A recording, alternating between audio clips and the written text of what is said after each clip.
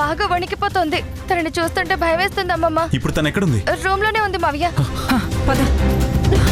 రాధా, రాధా, రాధా, రాధా, ఏమైంది? రాధా, రాధా, రాధా. రాధా, రాధా. కిట్టయ్య సాయం పట్టు. రాధా, జాగ్రత్త. లేమ్మా, రామ్మా,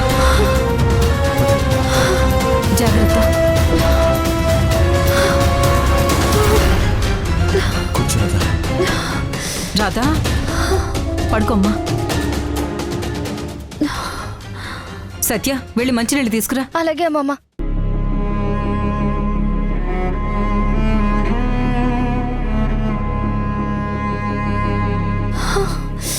రాధా, రాధా, అమ్మమ్మ ఇదిగో. రాధా, లేమ్మా, కొంచెం మంచినీళ్ళు తాగు. ఇదిగో నీళ్లు తాగు.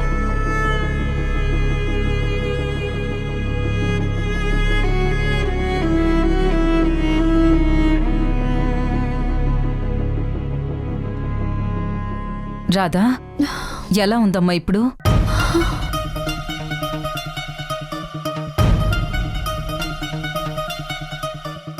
ఏంటి రాధా, ఏమైంది? ఎందుకు ఇలా వణికిపోతున్నావు? తెలీదండి. సత్య కబడ్డీ అంది. ఆ మాట వినగానే నాలో ఏదో అలజడి మొదలైంది.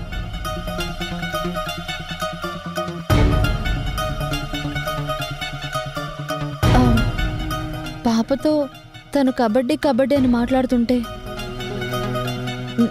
నాకే ఏదో తెలియని. సత్య, ఇప్పుడు అనవసరంగా ఆ టాపిక్ ఎందుకు తీసుకొచ్చావు? నాకేం తెలుసు నాన్న. మావయ్యతో కబడ్డీ గురించి అన్నాను. అదే విషయం పాపతో చెప్తున్నాను. ఇలా జరుగుతుందని నాకు తెలియదు కదా. సత్యకు తెలియక చెప్పింది అంది కదా, ఇంక వదిలేయండి. అయినా తనేదో కబడ్డీ అంటే నువ్వెలా అయిపోవడం ఏంటమ్మా? చాలా ఆశ్చర్యంగా ఉంది. అదే నాకు అర్థం కావడం లేదు.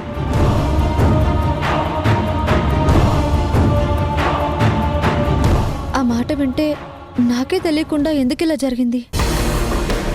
నేను ఇదివరకు ఎప్పుడైనా కబడ్డీ ఆట ఆడానా? మీకు తెలుసా? సత్య కబడ్డీ ఆట గురించి చెప్పగానే నాకే తెలియకుండా ఇలా జరిగిందంటే ఖచ్చితంగా ఆ ఆటకి నాకు ఏదో సంబంధం ఉండే ఉంటుంది. నేను ఎప్పుడైనా కబడ్డీ ఆడానా? మీకేమైనా తెలుసా? మురారి గారు, ప్లీజ్ మీకేమైనా తెలిస్తే చెప్పండి. లేదు రాధా, నువ్వెప్పుడూ కబడ్డీ ఆడినట్టు నా దగ్గరైతే చెప్పలేదు. అంతకుముందు అనాథాశ్రమంలో ఉన్నప్పుడు ఏమైనా ఆడావేమో. దాని గురించి నేను ఎంక్వైరీ చేస్తాను. నువ్విప్పుడు ఏది ఆలోచించకు, నువ్వు కాస్త రిలాక్స్ అవ్వు. అవునమ్మా, నువ్వు దీని గురించి ఎక్కువగా ఆలోచించకు, కాస్త రిలాక్స్ అవ్వు. పాపని మేం చూసుకుంటాంలే.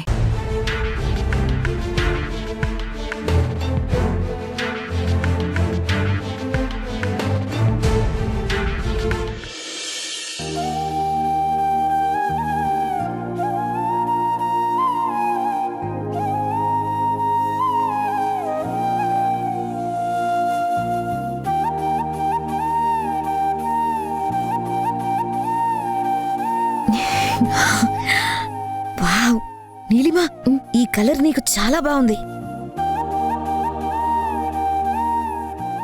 రియల్ గా ఈ సారీలో నువ్వు ఎంత బాగున్నావో తెలుసా? అవునమ్మా, మా దిష్టే తగిలేలా ఉంది. నిజంగా బంగారు బొమ్మలా ఉన్నావు. ఈ చీర నీకింత బావుంటుందని ఊహించలేకపోయాం. నువ్వే సెలెక్ట్ చేసుకున్నావా? ఇది నా సెలెక్షన్ కాదు, కార్తీక్ సెలెక్షన్. నీ సెలక్షనే కాదు, కార్తిక్ గారి సెలక్షన్ కూడా బాగుంటుందని నాకిప్పుడే అర్థమైంది. అదేంటి? నీ సెలక్షన్ బాగుంటుందని కార్తిక్ గారిని సెలెక్ట్ చేసుకోబట్టే అర్థమైంది. ఇది సెలెక్ట్ చేసుకుంది కదే, వాడు కూడా దీన్ని సెలెక్ట్ చేసుకోవాలి కదా. వాడి మనసులో దీని ముద్ర పడాలంటే మనందరం తలో చెయ్యి వెయ్యాలి. అందుకే కదా బామ్మ ఈ చీర నీలిమకిచ్చాం.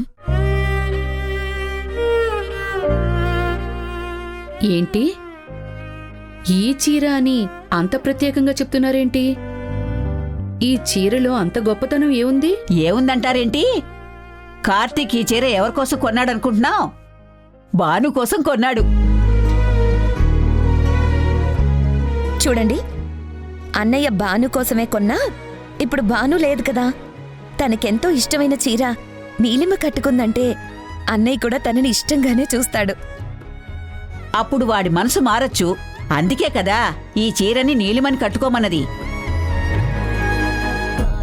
నేను ఈ చీర కట్టుకున్నందుకు కార్తీక్ ఏమైనా అంటాడేమోనని భయంగా ఉంది బామ్మ. నీ మొహానికి సరిపోని మాటలు నువ్వు మాట్లాడితే నప్పదే. ఒకప్పుడు భయాన్ని కూడా భయపెట్టేలా ఉండేదానివి, ఇప్పుడేంటి పిరికితనానికి బ్రాండ్ అంబాసిడర్లా మారిపోయావు?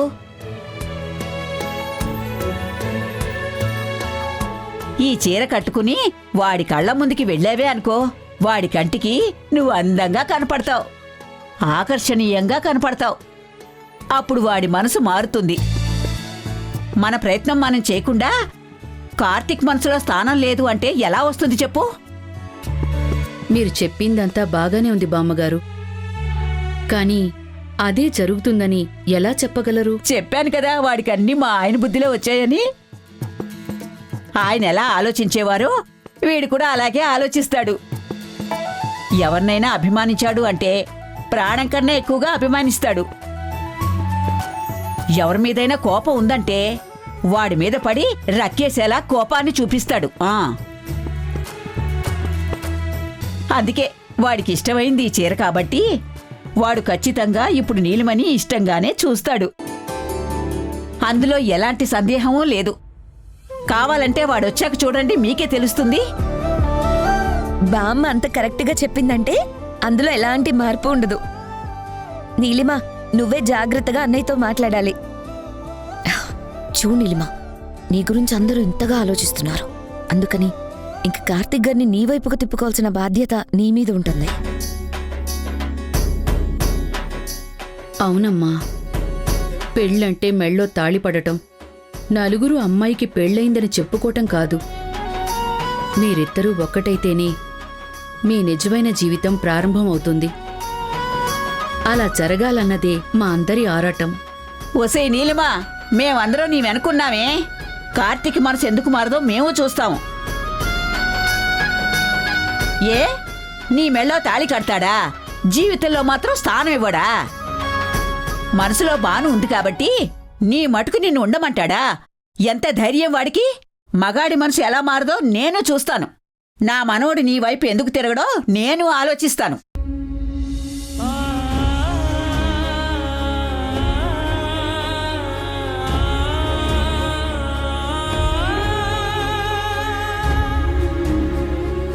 అయ్యయ్యో నీలిమా, ఏమిటే ఇప్పుడు ఏమైందని ఈ కన్నీళ్ళు?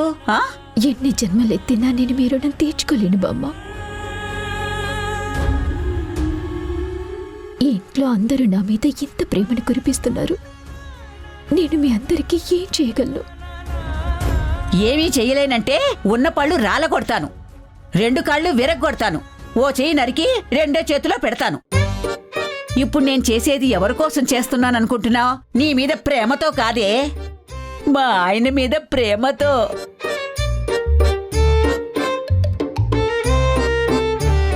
మీ ఇద్దరు తొందరగా ఒకటయ్యి మా ఆయన్ని నా చేతుల్లో పెడతారని. అది జరగలేదనుకో, అప్పుడు నీ సంగతేంటో నేను చూస్తాను, సరేనా?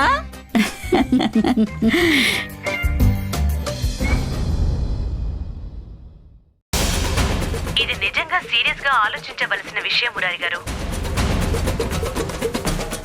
కబడ్డీ అనే పదం వినగానే తను అంతలా రియాక్ట్ అయిందంటే తన మెదడులోని చాలా రకాల ఇల్యూషన్స్ ప్రొజెక్షన్ అవుతుందని మనకర్థమవుతుంది. అంటే ఏంటి మేడం? అదే మురారి గారు, ఏదైనా ప్రదేశాల్లో మనం చూసినవి, ఒకప్పుడు మనకు బాగా గుర్తున్నవి, చిన్నప్పుడు మనకు తెలియకుండానే మనం చేసినవి, ఇలా ప్రతిదీ మన మెదడులోనే రిజిస్టర్ అవుతాయి. అవి ఒక్కొక్కసారి మనకు తెలియకుండానే గుర్తొస్తూ ఉంటాయి.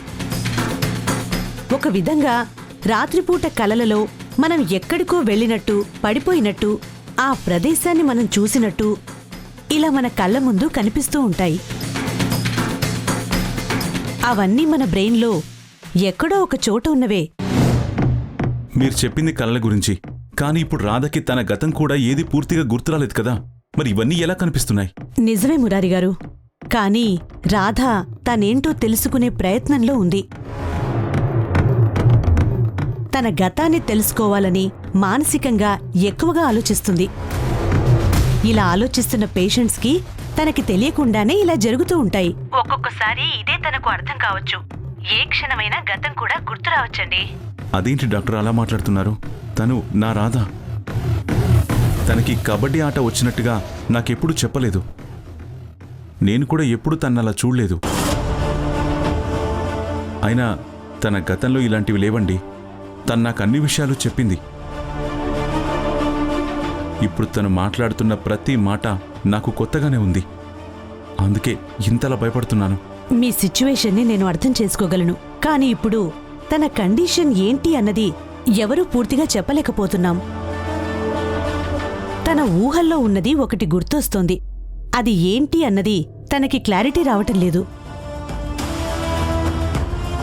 తనకి వాస్తవంగా ఇదే జరిగిందని మీరు చెప్తున్నారు. అది తనకి మాత్రం గుర్తురావటం లేదు. ఇప్పుడు తను ఒక టిపికల్ స్టేజ్లో ఉంది.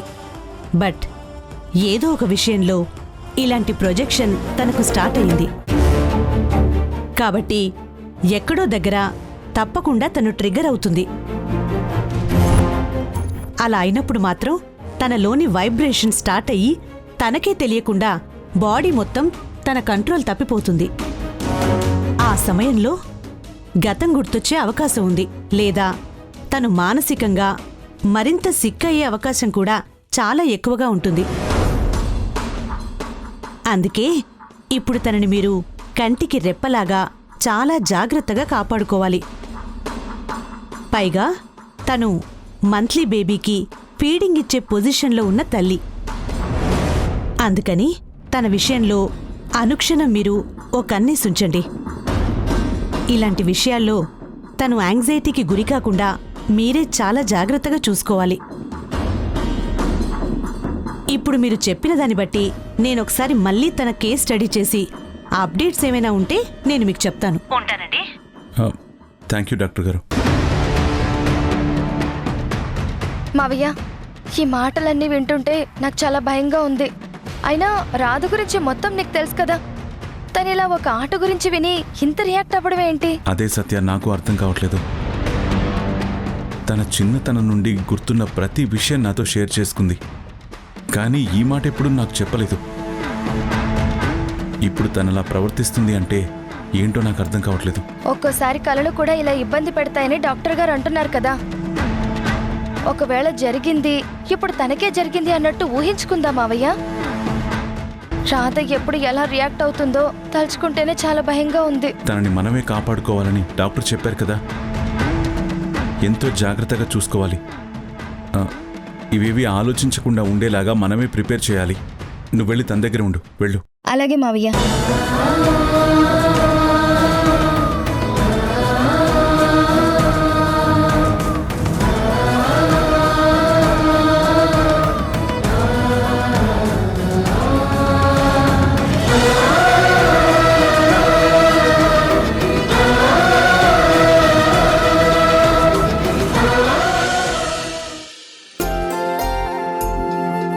బామ్మా, మన ప్లాన్ వర్కౌట్ అవుతుందంటావా?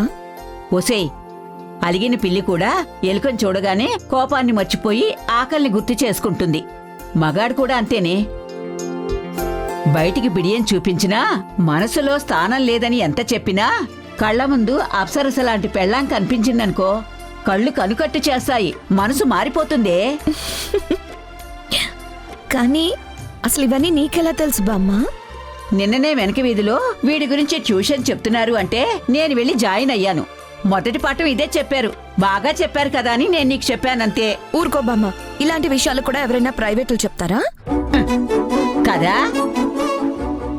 ఈ మాత్రం తెలివున్నదానివి నేను నీ వయసు నుంచి ఈ వయసుకొచ్చానన్న సంగతి గుర్తు రాలేదా?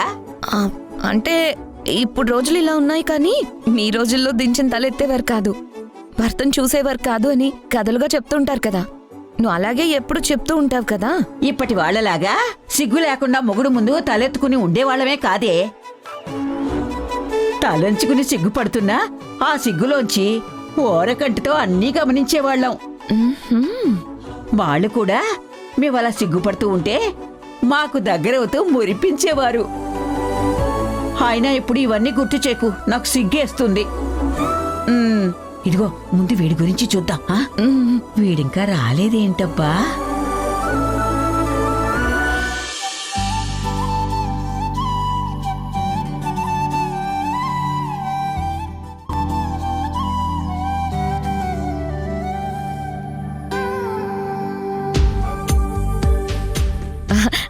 హాయ్ అన్నయ్య. హాయ్. ఎక్కడి నుంచి అన్నయ్య? ఆఫీస్ నుంచి. సరే అన్నయ్య, వెళ్ళు వెళ్ళు. నువ్వు వెళ్ళు.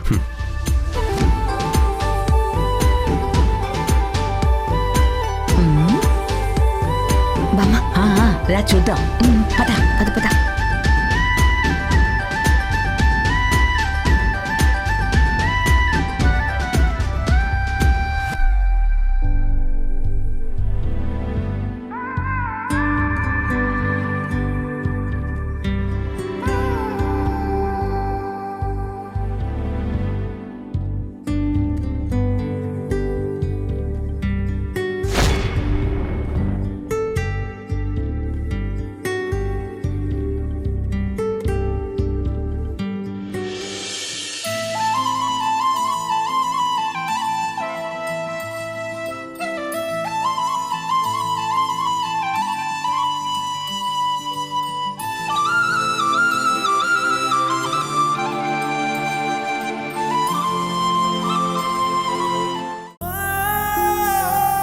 మురారి గారేమో నేను రాధ అంటున్నారు, కానీ నేనెవరు అన్నది నాకు కూడా తెలియదు.